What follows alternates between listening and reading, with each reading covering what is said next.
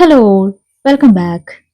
ഒരു love story കാറ്റഗറിയിൽപ്പെട്ട നോവലാണ് ഞാനിന്ന് പരിചയപ്പെടുത്തുന്നത്. യുവ എഴുത്തുകാരി നിമ്ന വിജയ് എഴുതിയ ഏറ്റവും പ്രിയപ്പെട്ട എന്നോട് എന്ന ഈ നോവൽ. അതിഥി എന്ന 22-കാരിയുടെ ജീവിതത്തിലൂടെയുള്ള ഒരു യാത്ര.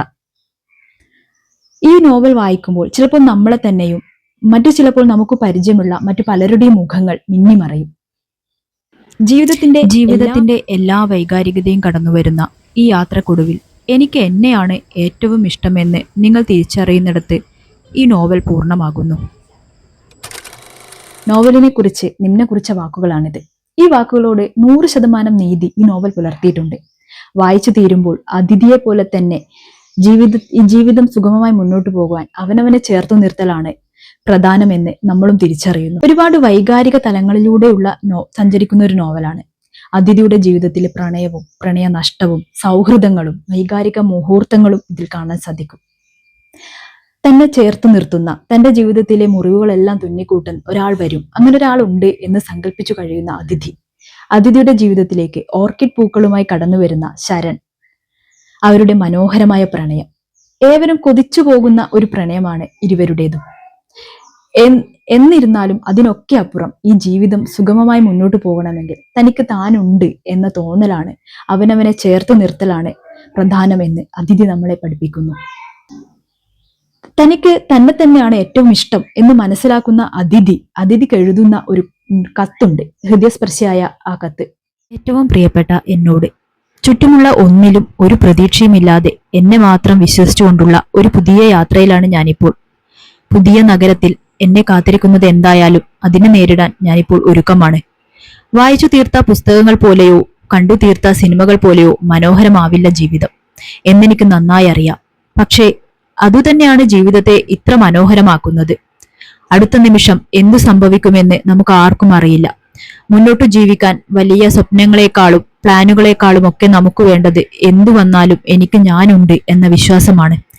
വീണു പോകുമെന്ന് തോന്നുമ്പോൾ രണ്ടു കൈകൊണ്ടും സ്വയം ചേർത്ത് പിടിക്കാൻ കഴിയുമെന്ന ഉറപ്പാണ്. ഞാൻ ഏറ്റവും കൂടുതൽ സംസാരിക്കുന്നത്, സമയം പങ്കിടുന്നത് എന്റെ കൂടെ ആവുമ്പോൾ എന്നെ അത്രമേൽ മനസ്സിലാക്കാൻ മറ്റൊരാൾക്ക് എങ്ങനെയാണ് കഴിയുക? സ്വയം നൽകുന്ന സ്നേഹം കൊണ്ട് ഞാൻ ആദ്യം പൂർണ്ണമാകേണ്ടതുണ്ട്. ആ പൂർണ്ണതയിൽ മാത്രമേ ചുറ്റുമുള്ള എല്ലാത്തിനെയും അതേ സ്നേഹത്തോടെ ചേർത്ത് പിടിക്കാൻ കഴിയുകയുള്ളൂ. ഇപ്പോൾ ലോകത്ത് മറ്റാരേക്കാളും ഞാൻ എന്നെ സ്നേഹിക്കുന്നുണ്ട്, വിശ്വസിക്കുന്നുണ്ട്. ഏറ്റവും പ്രിയപ്പെട്ട എന്നോട്, ഒരുപാട് സ്നേഹത്തോടെ അതിഥി. തന്നെ ഒരുപാട് വൈകാരികമായ വാചകങ്ങൾ ഈ നോവലിലുടനീളം കാണാൻ സാധിക്കും. ചില വാചകങ്ങൾ ഞാനിവിടെ വായിക്കാം. പ്രണയം ഒരുതരം കൺകെട്ടുകളിയാണ്. ചുറ്റുമുള്ള സ്നേഹത്തിന്റെ ശബ്ദങ്ങൾ മാത്രം തേടി നടന്ന് ഒടുവിൽ കണ്ണിലെ കെട്ടഴിക്കുമ്പോൾ ബാക്കിയാവുന്നത് കനത്ത ഇരുട്ടും സ്വയം നഷ്ടപ്പെടുത്തിയ നമ്മളും മാത്രമാകും. നമുക്ക് വേണ്ടി സംസാരിക്കാൻ എപ്പോഴും മറ്റൊരാൾ വരുമെന്നു കരുതി കാത്തു നിൽക്കരുത്. നിനക്കിഷ്ടമില്ലാത്ത ഒരു കാര്യം നടന്നാൽ അപ്പോൾ തന്നെ വെട്ടിത്തുറന്ന് പറഞ്ഞേക്കണം. എല്ലാത്തിലും ചോദ്യങ്ങളും സംശയങ്ങളും നല്ലതാണ്, പക്ഷേ ഇടക്കൊക്കെ വരുന്നിടത്ത് വെച്ച് കാണാം എന്നൊന്ന് ചിന്തിച്ചാലെന്താ?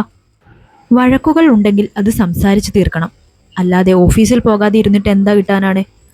അവരെ കുറച്ചു നേരത്തെ തോൽപ്പിക്കാനാണ് ഇതൊക്കെ ചെയ്യുന്നതെങ്കിലും യഥാർത്ഥത്തിൽ തോറ്റുപോകുന്നത് നമ്മൾ തന്നെയാണ്. എല്ലാം പ്രണയത്തോട് ചേർത്ത് വെക്കാൻ നോക്കിയാൽ അവസാനം അതിനപ്പുറം ഒരു ജീവിതം ഇല്ലാതാവും. അല്ലെങ്കിലും പുറത്തുനിന്ന് നോക്കി ആളുകളെ വിലയിരുത്താൻ എളുപ്പമാണ്. സത്യത്തിൽ മറ്റാരോടും പങ്കുവെക്കാൻ ആഗ്രഹിക്കാത്ത ഒരുപാട് ആത്മദുഃഖങ്ങൾ പേറിയാണ് ഓരോ മനുഷ്യനും ജീവിക്കുന്നത്. ഒരു ലവ് സ്റ്റോറി ആണെങ്കിലും വായിച്ചു തീരുമ്പോൾ സെൽഫ് ലവിന്റെ ഇമ്പോർട്ടൻസ് നമുക്ക് മനസ്സിലാക്കി തരുന്ന, ഈ ജീവിതം സുഗമമായി മുന്നോട്ട് പോകുവാൻ അവനവനെ ചേർത്ത് നിർത്തലാണ് എന്ന് ഓർമ്മിപ്പിക്കുന്ന ഒരു സെൽഫ് ഹെൽപ്പ് ബുക്കായിട്ടാണ് എനിക്ക് ഫീൽ ആയത്. ഇതിന്റെ 2ാം പാർട്ട് ഉടൻ ഉണ്ടാകുമെന്നാണ് നിമ്ന അനൗൺസ് ചെയ്തിട്ടുള്ളത്. സ്വയം സ്നേഹിക്കാൻ തീരുമാനിച്ച അതിഥിയുടെ ജീവിതത്തിൽ വന്ന മാറ്റങ്ങൾ നമുക്കതിലൂടെ കാണാൻ സാധിക്കും. ഒരുപിടി നല്ല കഥാപാത്രങ്ങളും കഥാമുഹൂർത്തങ്ങളും നിറഞ്ഞ ഒരു നല്ല ലവ് സ്റ്റോറി. നല്ലൊരു വായനാ അനുഭവം തന്നെ ഏറ്റവും പ്രിയപ്പെട്ട എന്നോട് എന്ന നോവൽ നമുക്ക് സമ്മാനിക്കുന്നുണ്ട്. അപ്പം എല്ലാവരും വായിച്ചു നോക്കുക.